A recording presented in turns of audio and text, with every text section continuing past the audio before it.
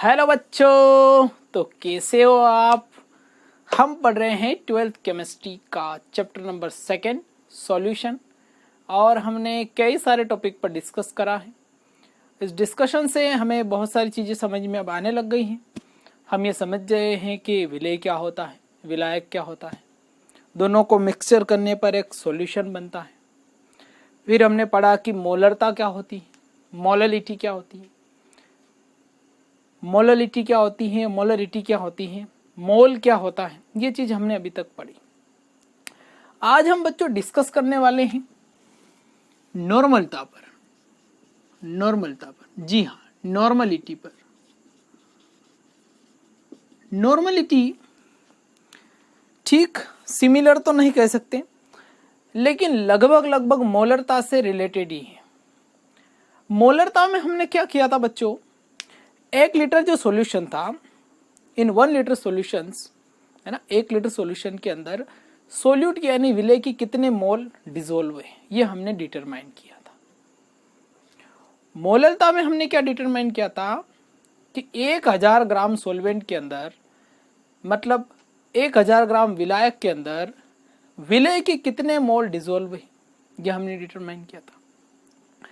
अब नॉर्मलिटी में एक अलग से क्वांटिटी आएगी, एक उसके एक अलग से शब्द यूज किया जाएगा जिसको हम बोलेंगे तुल्यांकी भार। तुल्यांकी भार है ना, इसको इंग्लिश में बोला जाता है इक्विवेलेंट वेट। इक्विवेलेंट वेट है ना, हम इसको EQ से रिप्रेजेंट करेंगे, EQ से, है ना।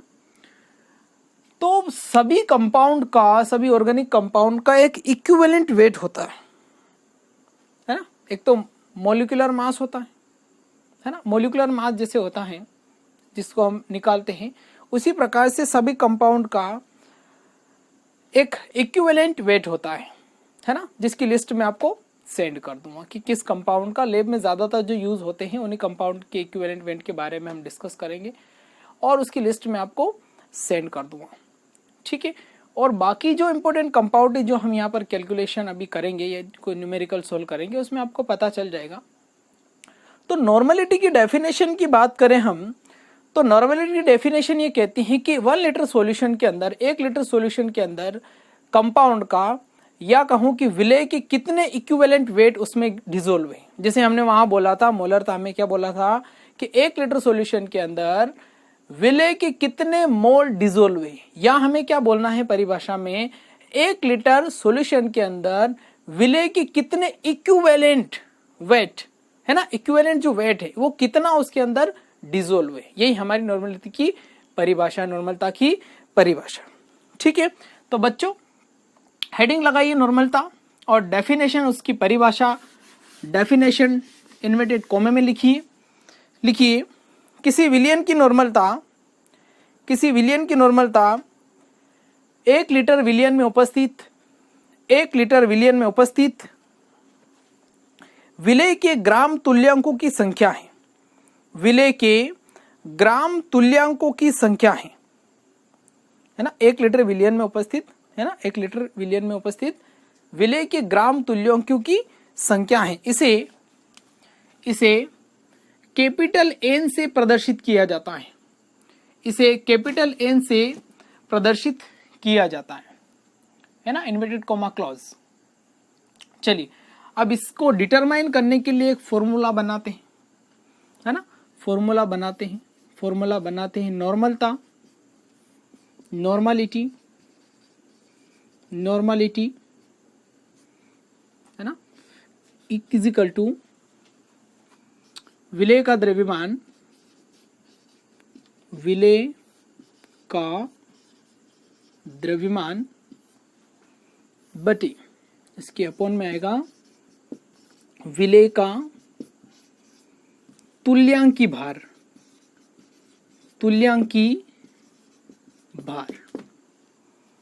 ठीक है। और यहां पर हम 1 लीटर में निकालते हैं तो 1000/V आ जाएगा, है ना, जिसे मोलरता में लिया था 1 लीटर सॉल्यूशन के अंदर। यहां हम इसको थोड़ा और मॉडिफाई कर लेते हैं, है ना। नॉर्मालिटी इज इक्वल टू विलय का द्रव्यमान काय में लेते हैं, WA अपॉन विलय का तुल्यांकी भार। इसको हम कैसे रिप्रेजेंट करेंगे, EQ से, है ना। यहाँ पर हम क्या रखते थे मोलरता में, यहाँ पर हम क्या रखते थे, है ना, MB रखते थे, है ना, उसका आणविक द्रव्यमान रखते थे। इसकी जगह हम क्या यूज करेंगे, विलय का तुल्यांकी भार रखेंगे और इसको सोल्व करेंगे, है ना। आगे क्या, सेम 1000 अपॉन V। तो ये हमारा नॉर्मलिटी डिटरमाइन करने का एक फॉर्मूला है, ठीक है।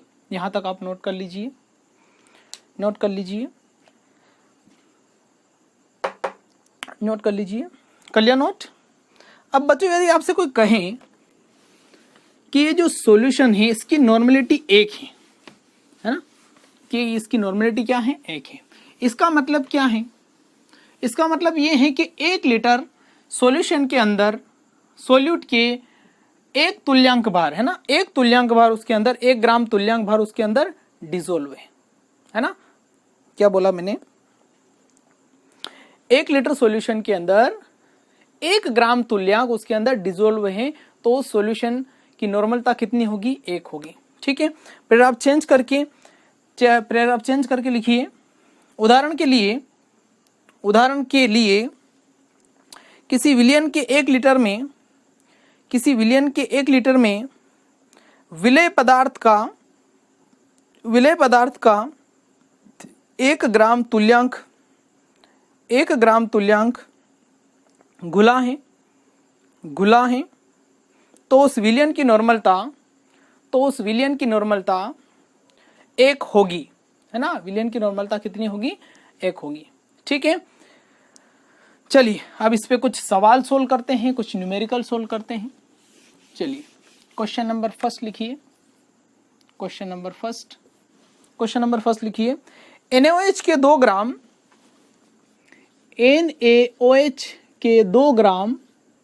250 ml विलयन में घुलित हैं, विलयन की नॉर्मलता ज्ञात कीजिए, ब्रैकेट में लिखना NaOH का तुल्यांकी भार 40 है ना। कई बार क्या होता है, क्वेश्चन में तुल्यांकी भार दे दिया जाता है ना। ऐसा कई बार बोर्ड एग्जाम में भी हुआ है कि उनने तुल्यांकी भार क्वेश्चन के अंदर दे दिया है, लेकिन फिर भी हम इनको याद करेंगे, कई बार क्वेश्चन में आता नहीं है, ठीक है। चलिए सोल्व करते हैं इसको। सबसे पहले दिया है ना, क्या दिया है, विलय का द्रव्यमान कितना है, द्रव्यमान मतलब WB, है ना। WB कितना है, WB है बेटा 2 ग्राम, ठीक है। विलय का तुल्यांकी भार EQ, है ना, इक्विवेलेंट वेट कितना है, 40 है ना। विलयन का आयतन कितना है, विलयन का आयतन, है ना, V, विलयन का आयतन कितना है, 250 ml। फॉर्मूला क्या है नॉर्मलिटी का, formula normality is equal to WB upon EQ into 1000 upon V। चलिए इसके अंदर वैल्यू रखिए, इज इक्वल टू WB की वैल्यू है 2, यहाँ पर है 40, यहाँ पर है 1000 अपॉन में है 250, है ना, 250। इसके इससे कैंसिल करेंगे तो 1/20, इसको इससे कैंसिल करेंगे तो 4, ये जगह 1/20 और 4 से इसको काटेंगे तो ये हो जाएगा 1/5, है ना, 1/5, और 5 से डिवाइड करेंगे 1 को तो क्या आएगा, नॉर्मलिटी, है ना, नॉर्मलिटी इज इक्वल टू क्या हो जाएगा 0.2, है ना। इसकी यूनिट होती है बेटा इक्विवेलेंट पर लीटर, है ना, इक्विवेलेंट पर लीटर, या फिर इसको क्या लिख सकते हैं, इक्विवेलेंट लीटर इनवर्स। ठीक है, 2 यूनिट होती है इसकी नॉर्मलिटी। कई बार बुक्स में क्या होता है कि नॉर्मलता को, है ना, ये तो हम इसको यूनिट लिखते ही हैं पीछे, लेकिन कई बार बुक्स में भी आपको मिलेगा कि यहाँ पर ऐसा लिखा होता है normality is equal to 0.2n, है ना, 2n। तो ये भी सही है और ये भी सही है, जैसा आप यूज करना चाहे वैसा कर सकते हैं। ठीक है बच्चों, सिंपल है। यहाँ पर जो हम मोलिकुलर मास रखते थे, मोलिकुलर मास निकाल के रखते थे, है ना, उसकी जगह क्या रखना है, इक्यू रखना है और बाकी सोल्व करना है। सेम टू सेम क्या है, मोलरिटी के अकॉर्डिंग ही है ना। चलिए नोट कर लिया, क्लीन कर दें। चलिए नेक्स्ट क्वेश्चन लिखिए। क्वेश्चन लिखिए, शुष्क सोडियम कार्बोनेट, शुष्क सोडियम कार्बोनेट, शुष्क सोडियम कार्बोनेट के 5.3 ग्राम, है ना, Na2CO3 सोडियम कार्बोनेट के 5.3 ग्राम 5.3 ग्राम 500 ml 500 ml विलियन में घुले हैं, विलियन में घुले हैं। विलियन की नॉर्मलता ज्ञात कीजिए, विलियन की नॉर्मलता ज्ञात कीजिए। चलिए सोल्व करते हैं। दिया है विलेय का द्रव्यमान, है ना, नॉर्मलता ज्ञात कीजिए और ब्रैकेट में लिख लेना, ब्रैकेट में लिखना सोडियम कार्बोनेट, सोडियम कार्बोनेट का तुल्यांकी भार, सोडियम कार्बोनेट का तुल्यांकी भार 53 है ना, ये ब्रैकेट में लिख लेना 53 है। सोडियम कार्बोनेट का तुल्यांकी भार 53 है ना। चलिए वापिस अपन क्वेश्चन पे आते हैं। विलेय का द्रव्यमान WB इज इक्वल टू कितना है 5.3 ग्राम, है ना। विलेय का तुल्यांकी भार, विलेय का तुल्यांकी भार EQ बराबर कितना है 53 है।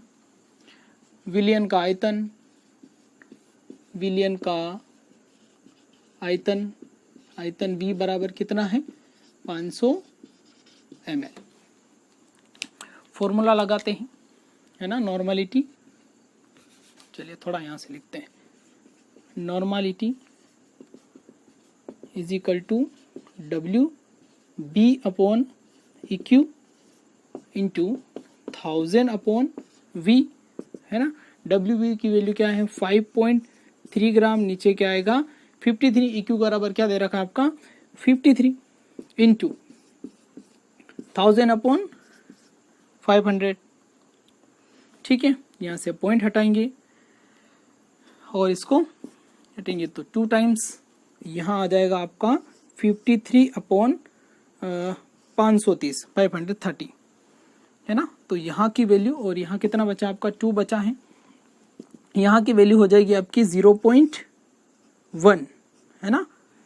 530 से डिवाइड करेंगे तो नहीं जाएगा, यहाँ पे 0 लगाएंगे फिर 1 टाइम जाएगा और ये बचेगा आपका इंटू में 2, है ना। तो फाइनल वैल्यू आपकी आ जाएगी बेटा नॉर्मलिटी इज इक्वल टू क्या आया, इसका इसके साथ मल्टीप्लाई करेंगे तो 0.2 नॉर्मल सॉल्यूशन। ठीक है, या फिर आप इसकी यूनिट लिख सकते हो, यूनिट मैंने आपको बता दी है ना, इक्विवेलेंट पर लीटर या फिर इक्विवेलेंट लीटर इनवर्स, है ना। तीनों में से आप जो यूज करना चाहे वो कर सकते हैं। चलिए नोट कर लीजिए, वीडियो को रोक कर नोट कर लीजिए। चलिए नोट कर लिया, नोट कर लिया। चलिए एक क्वेश्चन मैं आपको देता हूं, उसको आप सोल्व करना, है ना। क्वेश्चन लिखिए, ऑक्जेलिक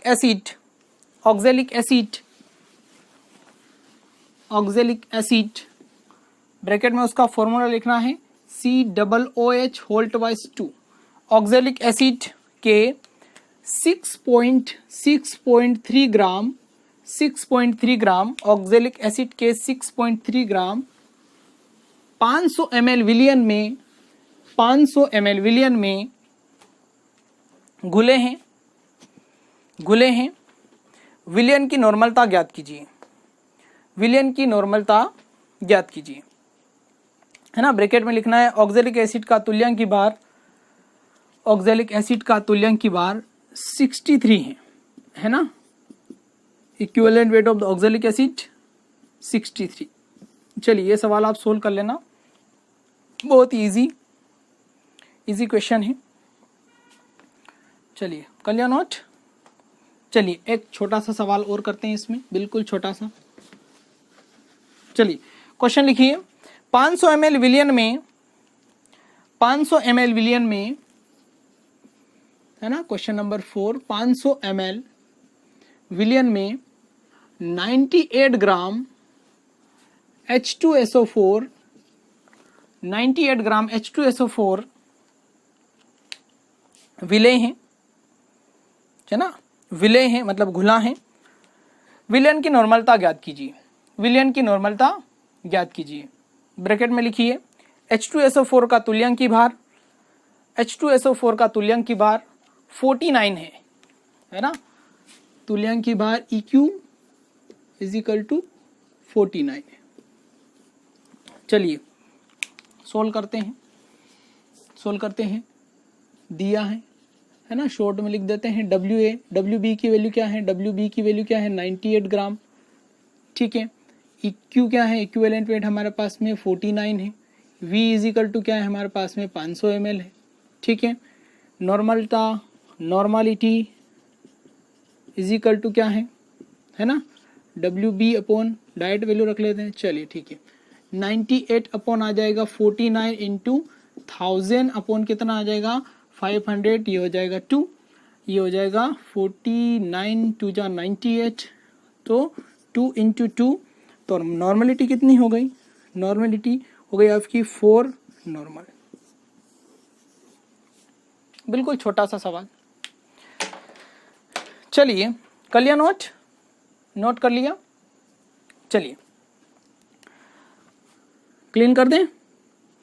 चलिए अब हमें एक नॉर्मलता समीकरण करनी है जो लैब में यूज की जाती है। मोस्टली उसका यूज हम लैब में करते हैं जब हम प्रैक्टिकल करते हैं, और सबसे ज्यादा प्रैक्टिकल आपके नॉर्मलिटी के ही होने हैं, 12th केमिस्ट्री के, है ना। 12th केमिस्ट्री की जो प्रैक्टिकल डायरी आप बनाओगे उसमें नॉर्मलता के जो प्रैक्टिकल हैं वो ज्यादा होते हैं, है ना। तो इसमें एक हेडिंग डाल दीजिए, नॉर्मलिटी इक्वेशन। नॉर्मलिटी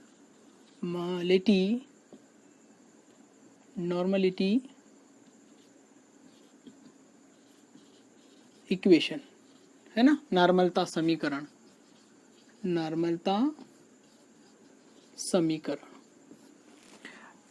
समीकरण होती है आपकी, क्या होती है? इक्वेशन, है ना। समीकरण करके लिखना है आपको। Equation = N1V1 = N2V2। N1V1 = N2V2। देखिए N1 क्या है, V2 क्या है, सॉरी N1V1 = N2V2। जैसे कि मान लो मेरे पास में कोई सॉल्यूशन है ना, कोई सॉल्यूशन है जिसकी नॉर्मलता, है ना, जो भी नॉर्मलता है उसको हम कैसे N1 से रिप्रेजेंट करेंगे, और उसका जो वॉल्यूम है, उसका जो आयतन है, उसको कैसे V1 से रिप्रेजेंट करेंगे। अब मैंने क्या किया, इसके अंदर थोड़ा सा और जो विलायक हैं, जो लिक्विड है, वो इसमें और मिला दिया। क्या अब बच्चों इसकी नॉर्मलता चेंज नहीं होगी? हो जाएगी, है ना। यहाँ से यहाँ तक इसमें कुछ भी मिलाने पर, मान लो कि पहले ये 100 ml था, लेकिन 50 ml इसमें और वाटर मिला दिया, तो ये हो जाएगा आपका 150 ml।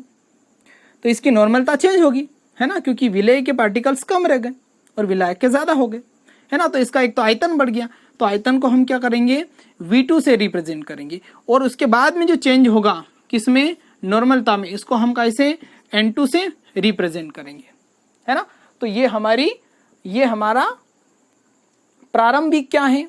प्रारंभिक नॉर्मलता है। ये प्रारंभिक आयतन है, ये अंतिम नॉर्मलता है, और ये अंतिम आयतन है इसका, ठीक है।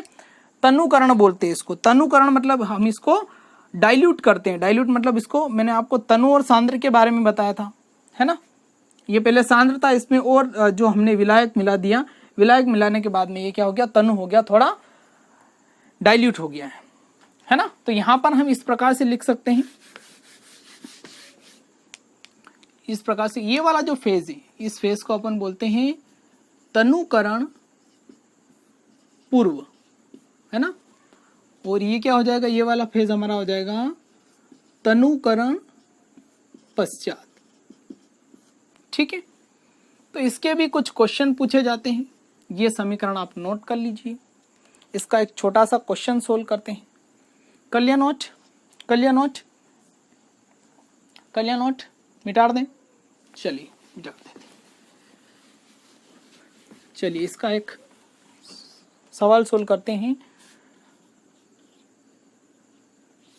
2NHCl मतलब जिसकी HCl है एक और इसकी नॉर्मलता कितना ही 2 है।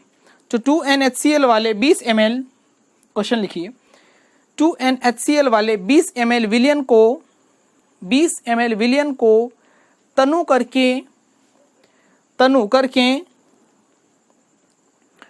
करके 1 लीटर बनाया गया है। 1 लीटर बनाया गया है। विलयन की नॉर्मलता ज्ञात कीजिए। विलयन की नॉर्मलता ज्ञात कीजिए। क्वेश्चन कर लिया नोट। चलिए सोल्व करते हैं। क्वेश्चन नंबर जो भी है डाल लेना, है ना। इसको सोल्व करते हैं, सोल्व करते हैं। दिया है N1 की वैल्यू क्या है बेटा, N2, N1, N2, V1 और V2, है ना। ये सब लिख लीजिए पहले। अब इनकी वैल्यू क्वेश्चन में दे रखी है। 2N मतलब पहले क्या था, 2N था, है ना। इसको थोड़ा समझते हैं।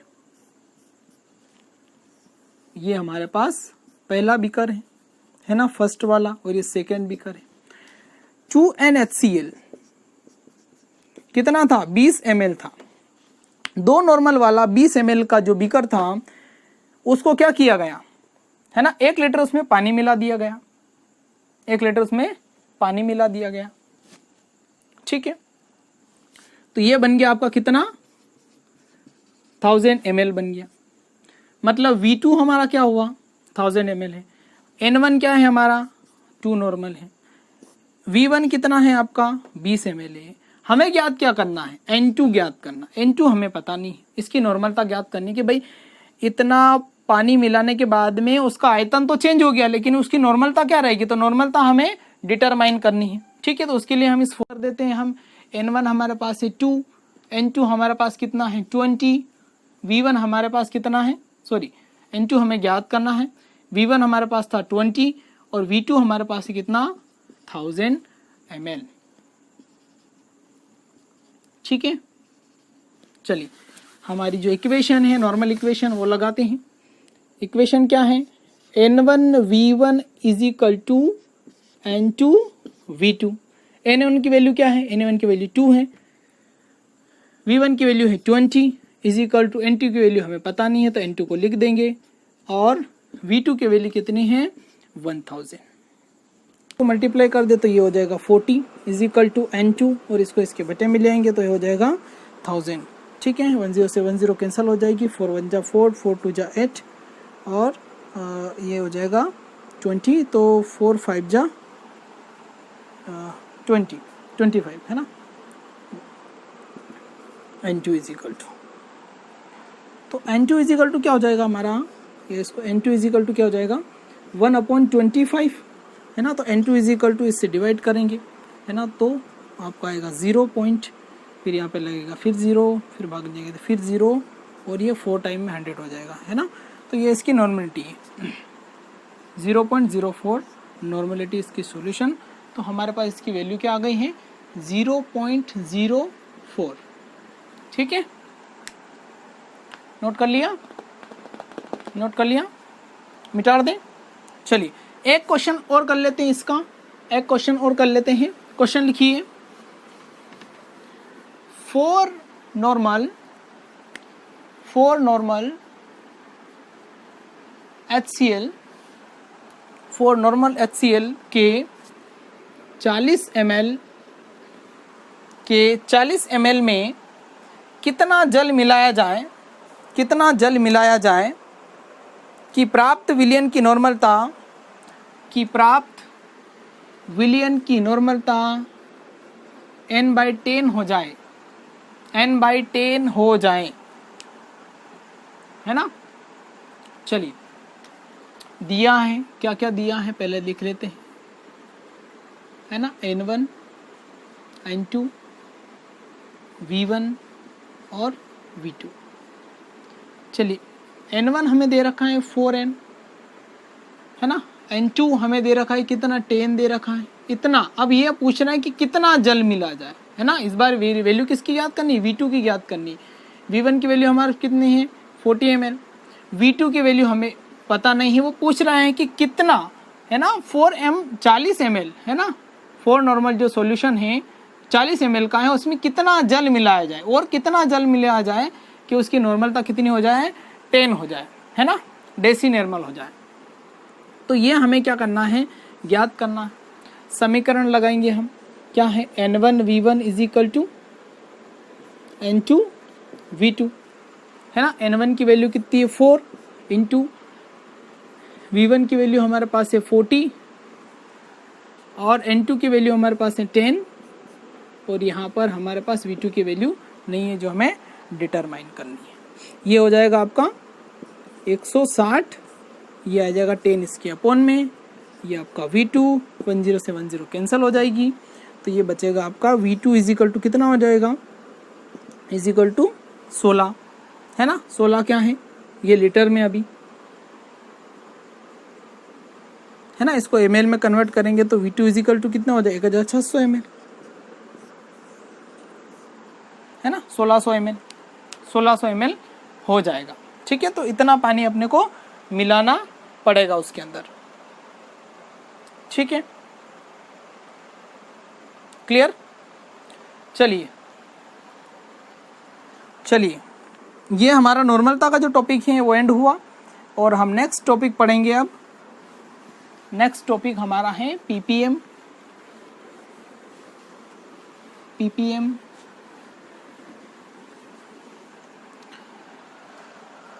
चलिए, नेक्स्ट टॉपिक स्टार्ट करते हैं।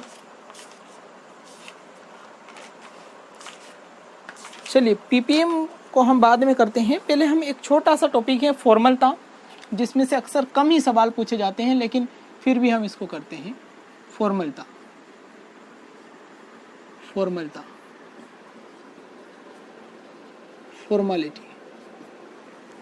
फॉर्मेलिटी, है ना। जैसे नॉर्मेलिटी होती है, मोलरिटी होती है, वैसे ही फॉर्मेलिटी होती है। अब फॉर्मेलिटी मोलरिटी से कोई डिफरेंट नहीं है, सेम ही है, बस उसके लिए एक शब्द यूज किया गया है, ग्राम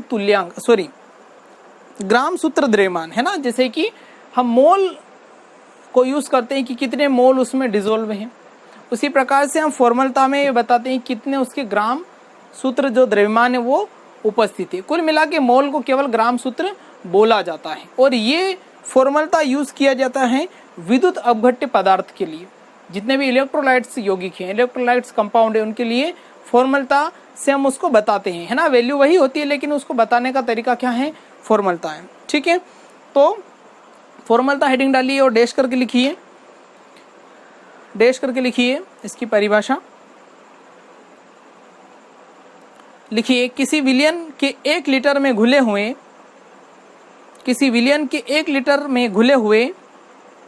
विलेय के ग्राम सूत्र द्रव्यमानों की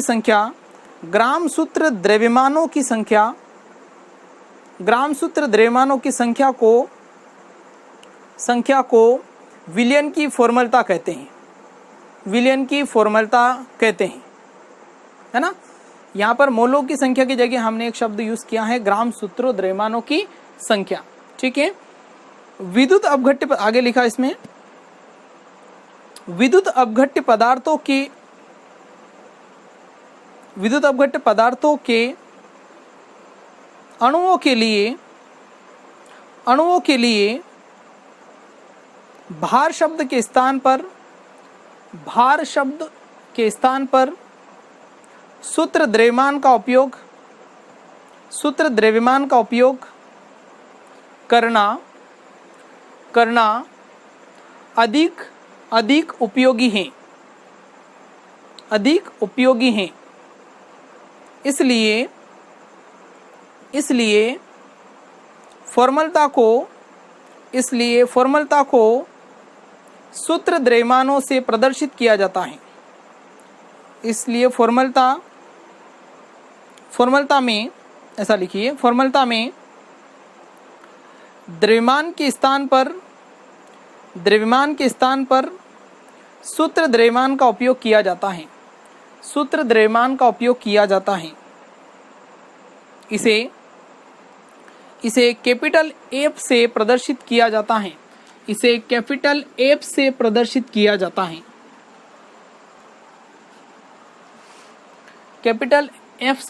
किया जाता है। चलिए इसका एक फॉर्मूला बनाते हैं। फॉर्मेलिटी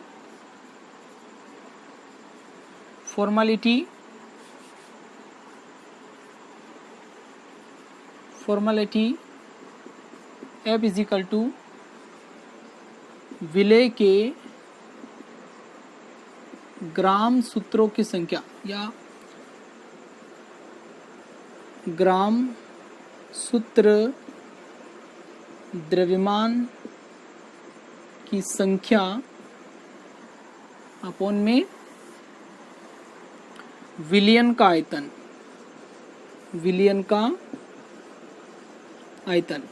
है ना, वो काय में लेना है, लीटर में, इन 1 लीटर। चलिए इसको मॉडिफाई करते हैं। यहाँ तो आपका WB आएगा है ना, विलेय का द्रव्यमान लगेगा। विलेय के द्रव्यमान के नीचे यहाँ पर हम उसका मोलिकुलर मास न लिखकर उसका सूत्र द्रव्यमान लिखेंगे, उसको F से रिप्रेजेंट किया जाता है ना। मोलिकुलर मास वही होता है और फॉर्मल वही होता है, लेकिन इसके लिए F शब्द यूज किया जाता है, बाकी और कोई डिफरेंट नहीं है। चलिए यहाँ पर आ जाए आपका 1000/V। ये फॉर्मलिटी को डिटरमाइन करने का एक सूत्र है। ठीक है, नोट कर ले, इसको नोट कर ले। इसके ऊपर एक सवाल करेंगे, एक ही सवाल करेंगे, एक क्वेश्चन सोल्व करेंगे।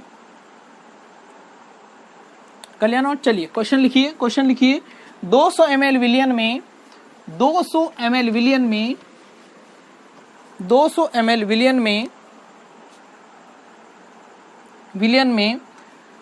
5.85 ग्राम सोडियम क्लोराइड उपस्थित है। विलियन की फॉर्मलता ज्ञात कीजिए। है ना, कितने में है, 200 ml विलियन में 5.85 gram sodium chloride NaCl dissolve है, और ज्ञात क्या करना है, इसकी फॉर्मलता ज्ञात करना है। ठीक है, चलिए सोल्व करते हैं, इसको सोल्व करते हैं। दिया है विलेय का द्रव्यमान WB इज इक्वल टू 5.85 ग्राम है ना। विलेय का सूत्र द्रव्यमान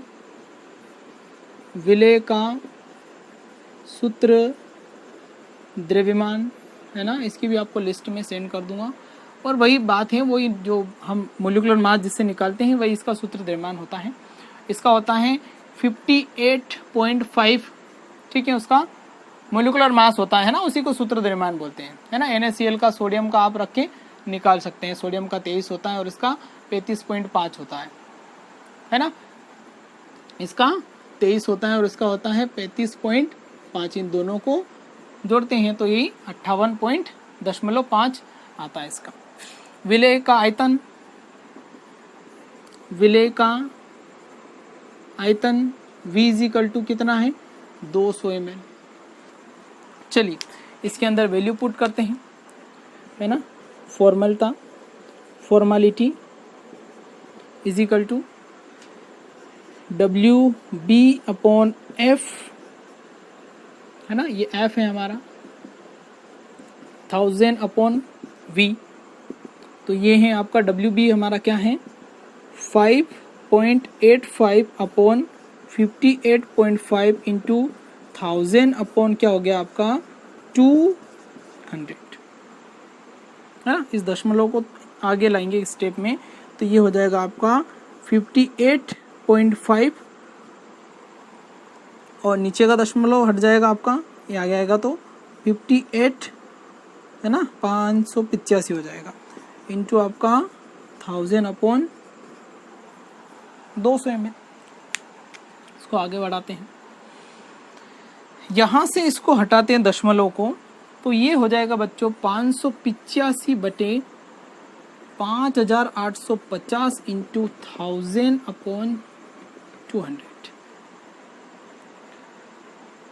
चलिए इसको हम डिवाइड करेंगे तो ये आएगा आपका f इजिकल टू 0.1, है ना।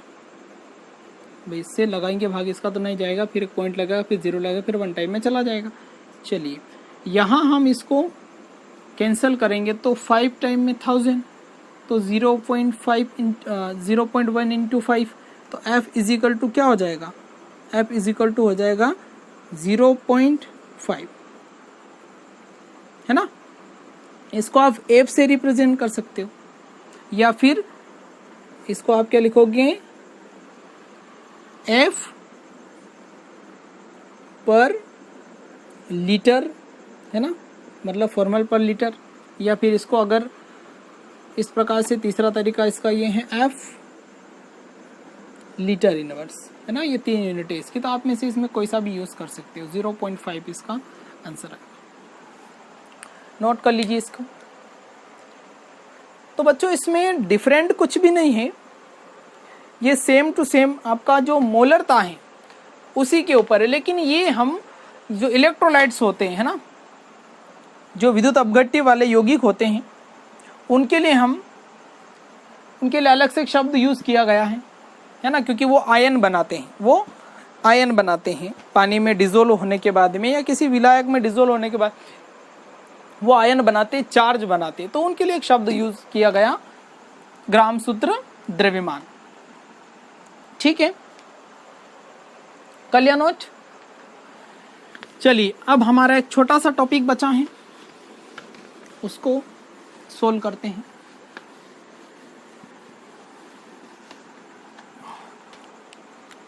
हेडिंग डालिए पीपीएम, है ना। इसको पूरा बोला जाता है पार्ट्स पर मिलियन, पार्ट्स पर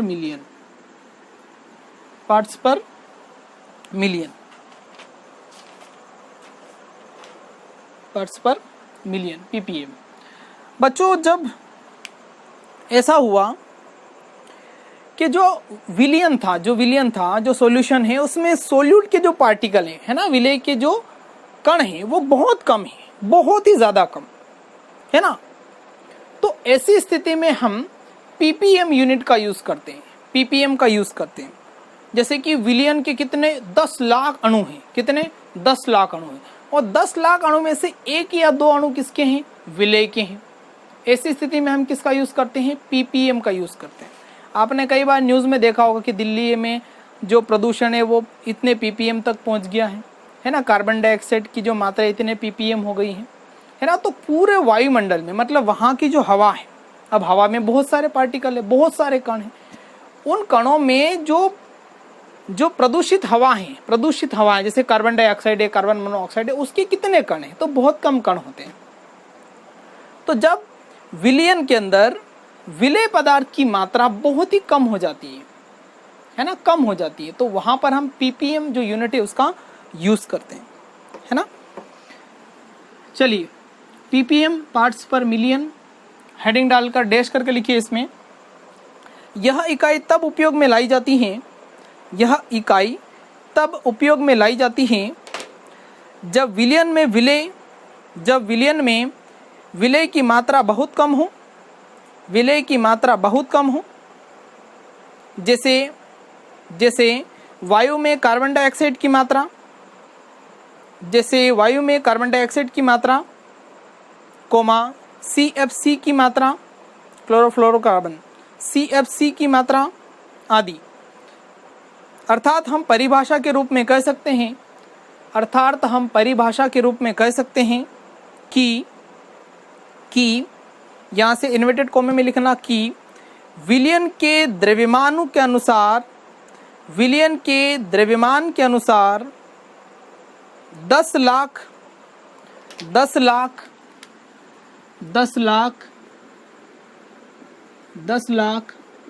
ब्रैकेट में 10 की पावर 6, 10 लाख ब्रैकेट में 10 की पावर 6 भाग में उपस्थित विलय के द्रव्यमान को ppm कहते हैं, विलय के द्रव्यमान को ppm कहते हैं, है ना। 10 लाख भाग में विलय के कितने अणु हैं उसको हम क्या बोलते हैं, ppm कहते हैं, है ना। चलिए इसका एक फॉर्मूला है, फॉर्मूला लिखते हैं। ppm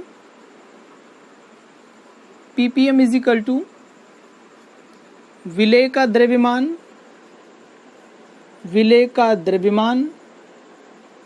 बटे विलयन का द्रव्यमान इंटू 10 की पावर 6, है ना। ये इसको डिटरमाइन करने का फॉर्मूला है, इसको नोट कर लीजिए, इसको नोट कर लीजिए।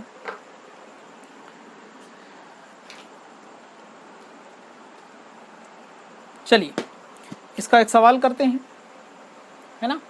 सवाल करते हैं, क्वेश्चन लिखिए। 50 किलोग्राम जल में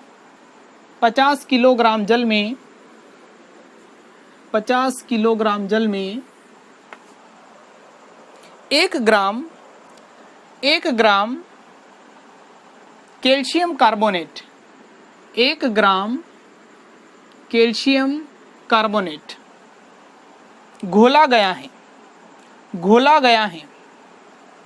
कैल्शियम कार्बोनेट की ppm में सांद्रता ज्ञात कीजिए। कैल्शियम कार्बोनेट की मतलब CaCO3 की ppm में सांद्रता ज्ञात कीजिए। कर लिया नोट? चलिए हल करते हैं, इसको सोल्व करते हैं। लिखेंगे दिया है विलय का द्रव्यमान कितना है, 1 ग्राम है। विलय का द्रव्यमान कितना है, 1 ग्राम है ना। हमें क्या चाहिए, विलयन का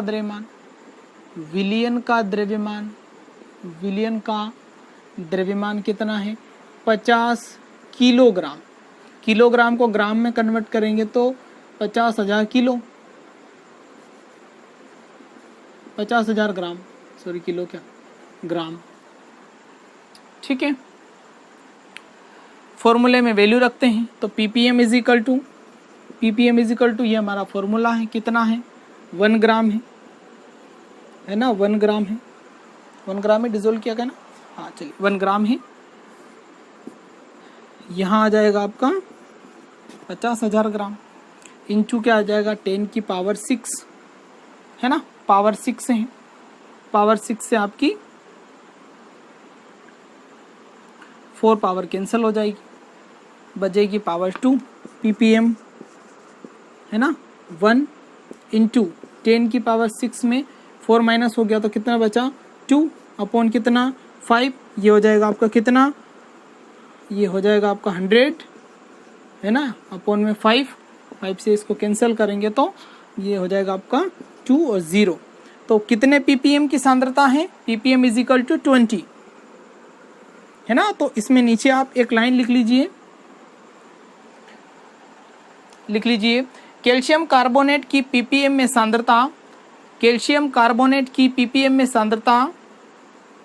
20 हैं, है ना। ppm में सांद्रता कितनी है, 20 ppm। ठीक है, कर लिया नोट? कर लिया नोट?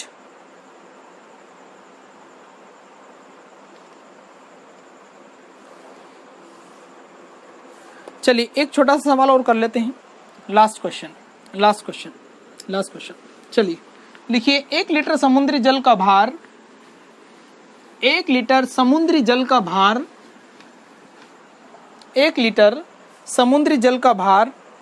1050 ग्राम है। 1050 ग्राम है और इसमें 6 इंटू 10 की पावर -3 ग्राम ऑक्सीजन 6 इंटू 10 की power -3 gram oxygen O2 gas घुली हुई है। O2 गैस घुली हुई है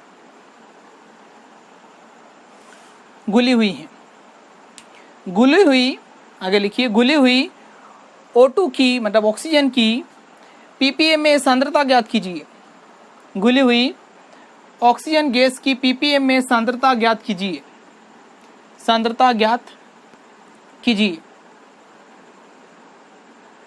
चलिए सोल्व करते हैं इसको। दिया है, क्या दिया है? विलेय का द्रव्यमान,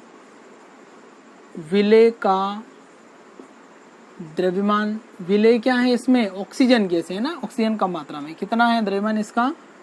6 इंटू 10 की पावर -3 ग्राम है ना। विलियन का द्रव्यमान कितना है?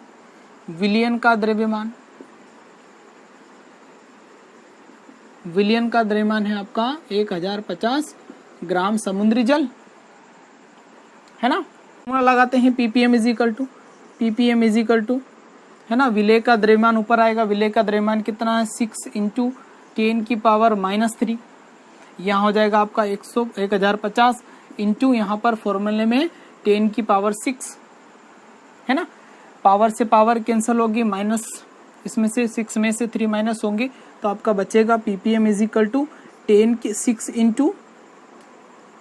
इंटू 10 की पावर 3 है ना, 3 बचेगी।